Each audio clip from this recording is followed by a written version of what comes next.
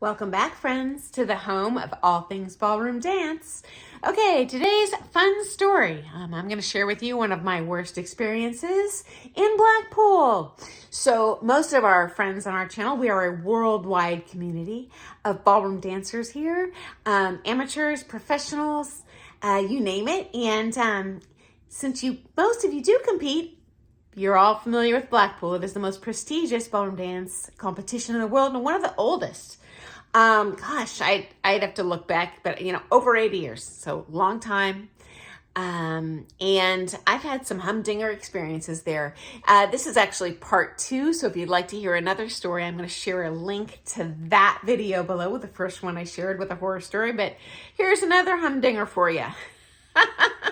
So, as I've shared in some previous videos about how to save money when competing in Blackpool, it is cheaper to stay, usually, in a bed and breakfast there instead of a hotel. So this is essentially where you rent a room in someone's house.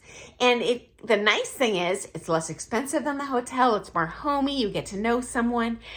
And it almost always, at least, comes with a breakfast that family makes for you. And it's different than, I'm broadcasting from the United States, so it's unusual for me, but apparently it's like a traditional British breakfast. If you're from the UK, comment below if I'm off base here, but it seems like they all serve kind of the same thing, so I think it's a traditional breakfast. It's usually like stewed tomatoes, something that's akin to like what we would call baked beans here. A little spicier, but it tastes like baked beans to me. Very nice. Stewed tomatoes. I actually love that.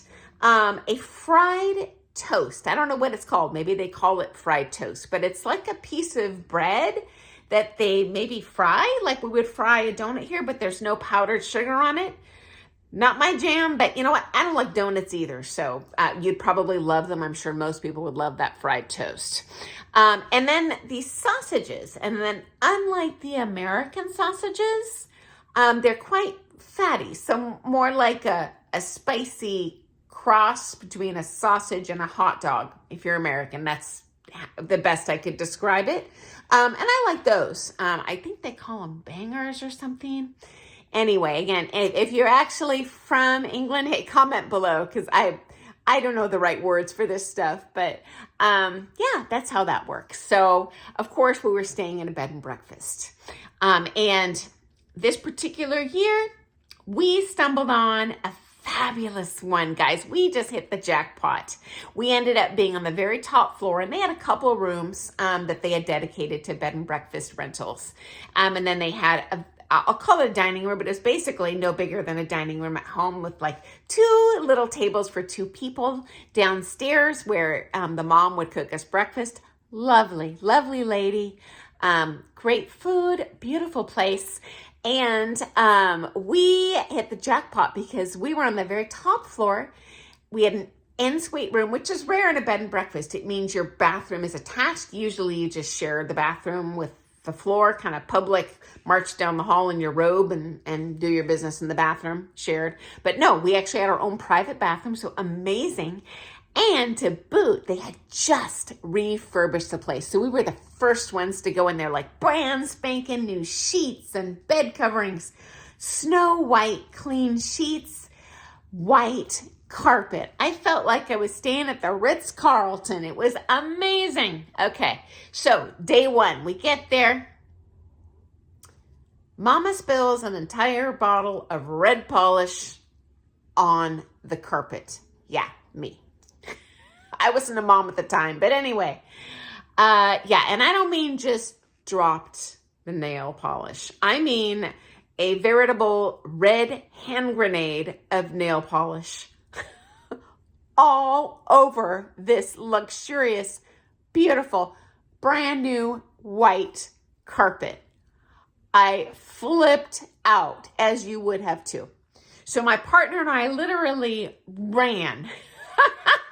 We sprinted. I think we had taken a train there that year. Like, we didn't have a car. Down to the nearest Sainsbury or drugstore. I don't know what it was. I can't remember.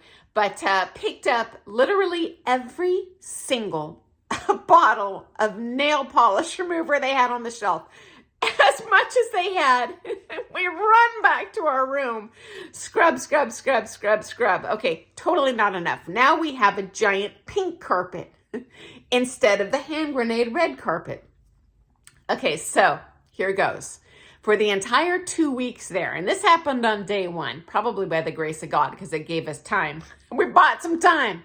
Although they do go into the room every day to like get your, check on stuff. So we weren't taking any risks. So every day we would scrub with fresh nail polish remover bottles, and we picked up a whole bunch of washcloths too. Scrubbing, scrubbing, scrubbing.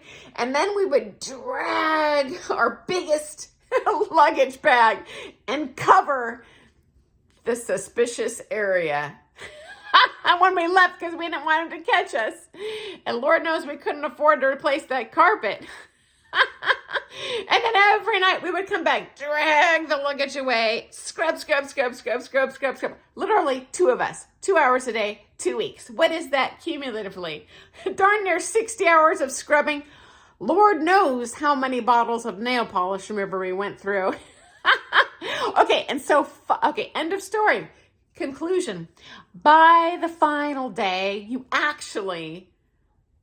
couldn't tell unless you knew to look for it. But to say we were stressed out that entire comp, yes. And fortunately we ended up going up there very early. I can't remember why, because we weren't getting coaching up there. But yeah, all's well that ends well. And usually when you go up for Blackpool, you do stay for the whole comp. If you do go to compete, I recommend you do that. Don't just go like you would to Ohio, where you would stay for your, 1 or 2 days of events and fly home. It's absolutely worth staying the entire thing, watch from start to finish. Oh, I know why we stayed. That year we stayed for, they had a conference, the British Dance Council afterwards. Kind of like a dance camp for ballroom dance teachers, for lack of a better description. So they have teaching classes and lectures, and each, session you get to pick, but what topic's most interesting to me. So like off the top of and they have a dinner, as well. So you get to know different people from across the world that are teachers. And off the top of my head, like I took a class in how to teach children ballroom dance versus adults, because the brain is engineered a little differently. Interesting stuff. Highly recommend. Even if they still do that, I don't know. This is eons ago. I sure hope they do that, because it was a fabulous experience and makes it worth that huge flight and even the stress of scrubbing nail polish out of a carpet for 2 weeks. So anyway, no, they did not catch us. But yeah, I wouldn't want to repeat that again. That was a little bit stressful. And to boot, oh my gosh, guys, just to add insult to injury, or injury to insult. Not only that, but I felt really bad. That year I forgot to bring sheets. Just to be courteous to the B&B owners, I would always bring my own sheets and just put them inside of their sheets. Because of course, I'm just pelted with self-tanner.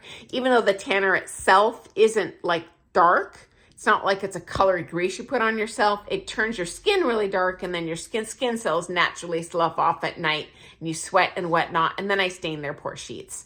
Now, every bed and breakfast owner I've ever met at Blackpool fully expects this from their ballroom dance customers. So I'm sure they were expecting that. They didn't bill us, but I still feel bad as a courteous human being. So hey, when you do go to a comp, if you happen to wear the self-tanner, you certainly don't have to these days. In that day and age, everyone just tanned super dark. That was the trend in dance sport. We all had black skin. But anyway, if you do that, I would say be courteous and bring sheets too, just because I felt bad. I felt bad, like I had destroyed this beautiful gem. So anyway, that is my horror story number 2. Kind of funny though. Hindsight's always 20/20. All things are well that end well. If you've had kind of a unfortunate experience, or stressful or unexpected experience at a competition, hey, I'd love to hear your story below. If you don't feel comfortable sharing, hey, shoot me a message on my personal Facebook page, Sunny page.